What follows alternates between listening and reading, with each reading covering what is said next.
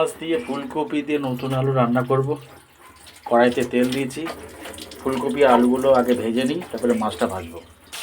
নতুন আলু আর ফুলকপি ভেজে নামিয়েছি, রুই মাছগুলো ভেজে নামিয়ে নেব, তারপরে মাছ তরকারিটা বানাবো।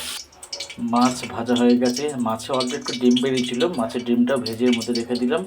এবার মাছের ঝোলটা বানাবো। তেলে দিলাম পেঁয়াজ কাটা আর তেজপাতা, আদা রসুন জিরে ধনে টমেটো শুকনো লঙ্কা পেঁয়াজ একসাথে পেস্ট করা আছে।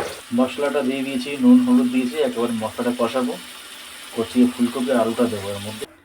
মাছের ঝোলের জল আমি দিয়ে দিয়েছি, ঝোলটা ফুটবে, আলু আর ফুলকপিটা সিদ্ধ হয়ে যাবে, তারপরে একটু মাছটা ছেড়ে দেবো আমি। ফুলকপি আলু রুই মাছ দিয়ে পাতলা ঝোল হচ্ছে আমাদের। আপনারা এইভাবে করে খাবেন, খেতে খুব ভালো লাগবে। যদি ভিডিওটা ভালো লাগে লাইক শেয়ার সাবস্ক্রাইব কমেন্ট জানাবেন। আজকে এই ভিডিওটা এখানে শেষ করলাম। নমস্কার।